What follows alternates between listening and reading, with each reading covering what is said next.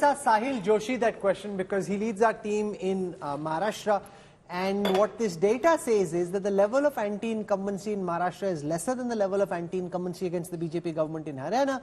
And that while the India alliance had 30 seats in the Lok Sabha election and the NDA had only 17, at this moment, it doesn't seem to suggest that they're as strongly placed, that Maharashtra actually has the BJP and the NDA alliance in with a real shot if these schemes are working. And therefore, Sahil, the question to you, the scheme of giving money directly into the bank accounts of women, the first tranche just went. What impact is it having? Could it be a game changer? Sahil.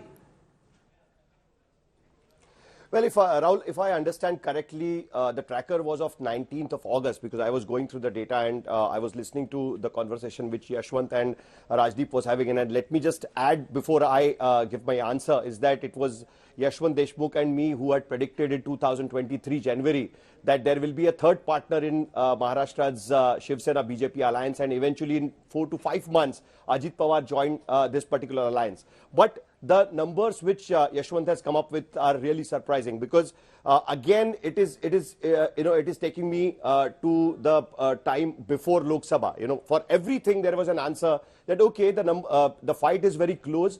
So the Modi factor and the Labharthi will give an edge to the Mahayuti and they will get 24 to 30 seats, which couldn't happen.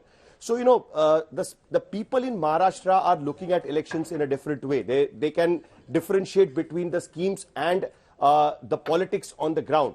The people have voted against the politics which the Maharashtra has been seeing since last 2.5 years, not because of the government schemes. They were still beneficiaries of the schemes of the central government as well as the state government. But despite that, the voting in Lok Sabha was completely different altogether. The Modi factor did not work out at all in Maharashtra. Wherever Prime Minister had rallies, around 18 places he had rallies, most of the seats were lost by Mahayuti, and that is what is the track record what we are seeing even for the assembly.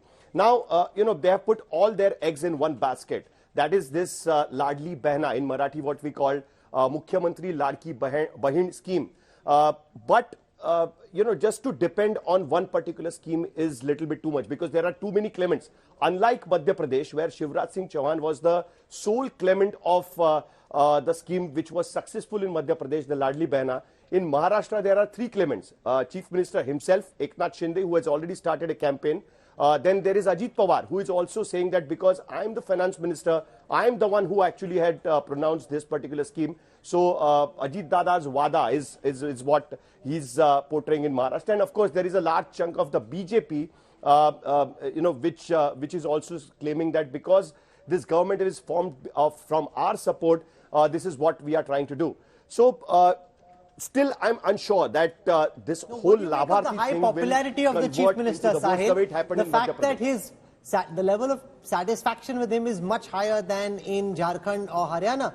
Does that corroborate with what you see around you? Because far fewer people dissatisfied with him, more actually satisfied with the Chief Minister in Maharashtra? Well, Rahul, this is really interesting. In 2022, when we did the MOTN in January 2022, then of course in August 2022 and in January 2023, the approval ratings of Eknath Shinde were not as high as today. Eknath Shinde has established himself as the Chief Minister. That's what we can clearly see. But is it enough to pull the three-party government to the full majority? That is what is the question which needs to be asked. Also, the interesting statistics which this MOTN numbers are showing is about the satisfaction with the respective MLAs. The 200 odd MLAs which the Mahayuti has, the NCP, Shiv Sena and the BJP, almost 80% of these MLAs are completing their third or fourth term. So, right now it doesn't look like that there is any anti-incumbency against a specific MLA. The same thing happened even in the Lok Sabha elections. There was the anti-incumbency was not seen openly because these MLAs have been representing that particular seat since last 3 elections or in some cases 4 and 5 elections. But because there is... Yes, No, yes, I Raj. take your point. I take your point about, MLAs. Many of them have been 3- and 4-time MLAs. This is the point I make. Many of them have their local constituencies, which are very solid. So irrespective of what happens around them, they tend to still win elections, which is why I don't think the popularity of the CM is going to matter as much as local factors. Elections will be fought in a state like Maharashtra on local issues. Who is able to capitalize on his or her local patron-client relationship? But I have to add one point in this. Very quickly, Sahil, because then I'll get our other guests to tell us why Maharashtra is going to be so critical. Very quickly, Sahil. I just want to add one point in this, because most of these MLAs which we are talking about who have been completing 3 to 4 terms belong to NCP and as well as Shiv Sena. But this is the first time these MLAs will be contesting their election minus Sharad Pawar or minus Thackeray's name. So will they be as successful as they have been since last 3 to 4 elections? It's something what we have to understand. And rightly so. That is the reason why the rating of the leader of opposition is so low, because the leader of opposition is from the Congress, seems to be completely faceless. The face of Maharashtra election are going to be Uddhav Thackeray and Sharad Pawar, specifically Uddhav Thackeray. So when that is the reason why the MVA leaders, specifically from Shiv Sena, are pushing that Uddhav Thackeray should be projected as their chief ministerial candidate or the face of Mahavikas Aghadi, so that there will be a face to the opposition which can be countered, which can be used to counter the Ladli Behan scheme or the ratings of Eknath Shinde. And specifically with respect to Eknath Shinde, he has managed to retain his all MLAs. It seems unlikely that at the moment they're going to project anyone. That's the sense we get. But I'm just trying to understand why Maharashtra matters. Sanju Verma, you've been unusually quiet. You haven't given her a chance. And we haven't given you a chance, which is very unfair. That's because we've got lots of guests. So with a short intervention, I want to understand from you. Would you concede that winning Maharashtra is now critical for you to offset what many believe was a setback in June 2024? Rajdeep, first and foremost, as you yourself say, a Lok Sabha election is very different from an assembly election. I'll quickly tell you why the BJP's chances have actually fortified when it comes to assembly elections in Maharashtra. If you, take into account the history of Maharashtra, ever since Bombay Presidency became Maharashtra in May 1960, since then, for the last so many decades, every chief minister in Maharashtra has usually been a Congress party person or somebody from the breakaway faction of a Congress party or some affiliate of theirs. I can only think of 5 chief ministers: Murli Manohar Joshi, Eknath Shinde, Narayan Rane, Uddhav Thackeray. Can I finish? No, Manohar Joshi, not Murli Manohar Joshi, ma'am.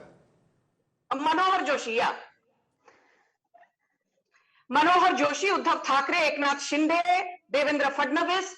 Barring these 5 or 6 odd people, virtually every chief minister has been from the Congress camp or from an affiliate camp of theirs. Despite that, I want to ask you, what is the single most important issue today which is prevailing on the mind of 13 crore odd population of Maharashtra? It is obviously, let's not beat around the bush, it is reservation for the Maratha/Kunbi community. And let's be very clear that the Congress had ample time over the decades. They did nothing. Rahul Gandhi keeps going from here to there and screaming from every rooftop, Jati batao, OBC ke liye kya kiya, Dalit ke liye kya kiya, tribals ke liye kya kiya. Maharashtra mein BJP ne ye kiya. Abhi dhyan se suniye. Thanks to Devendra Fadnavis, there's a petition pending in the Supreme Court which has said that outside of the 52% threshold, which has already been reached in terms of reservation for OBCs, let there be a 16% additional reservation for the Maratha Kundi class. And you will be surprised to know that the Sandeep Shinde committee was set up last year, somewhere in September, October of 2023. And as you and me speak today, what will be a game changer is the fact that 40 million new people have been given OBC status under the Maratha Kundi category. And this is something that is already documented. And the other thing, very quickly, wait, you guys have been talking about Majhi Ladki Bahin Yojana, whereby, women between 21 and 60 years of age will get 1,500 rupees per month.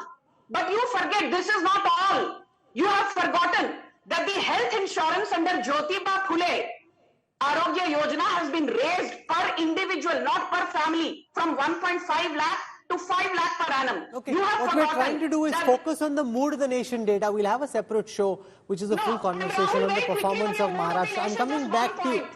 Okay, very quickly, but I want to stick to this data. We can have a larger conversation in Maharashtra some other day. For the moment, let's stick to the mood of the nation data.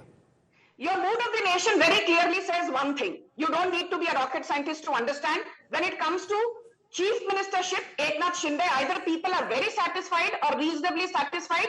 That percentage is 66%. When it comes to the state government, either very satisfied or reasonably satisfied, that data is 59%. If with a 59% to 66% popularity rating of the incumbent state government / the incumbent chief minister, you're saying that the BJP faces a Herculean task, then either your data is wrong or you're prejudiced and you can't read the data properly. Okay. Very strong words as always from Sanju Verma. No, but broadly, Amitabh Tiwari, what this data shows is, unlike 2024 Lok Sabha elections, where the BJP got terribly knocked down by the India alliance, they're in with a chance, which is also potentially why Maharashtra is going to polls up, at a time after Haryana, so there is a gap.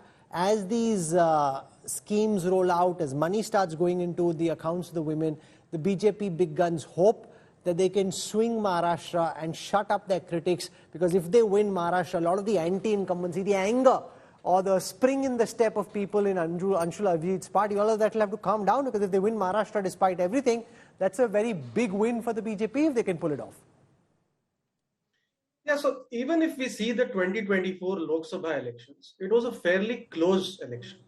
44% each vote share, 30-17 in terms of Lok Sabha seats, but in terms of assembly segments, it was 154-127. 145 is a simple majority mark. Many seats were won with less than 5% to 10%. It was a close election because now there are 6 parties instead of 4 parties. And as your tracker shows, on each of the parameters, which is the state government, the CM phase and the MLAs, the net satisfaction rating is more than 20%. In fact, the net satisfaction rating of the leader of opposition is just 2%, same as what we see in Jharkhand, of course, because there's no proper or a clear phase in terms of the LOP. Now, Maharashtra is a tricky election, a seat by seat and a very region by region election, as Rajiv said, because the 5-6 regions are very different from each other. The issues are very different. It all boils down to what is the level of a tight seat level distribution amongst both the alliances.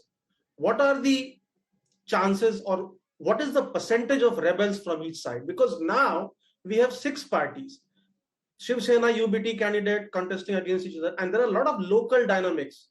In Lok Sabha elections also, many party leaders worked against their party in favor of other candidates. So it's a very highly localized election. But theoretically, conceptually, the higher the local election becomes, it becomes difficult for the incumbent government, because the incumbent government would want to fight on a state level narrative.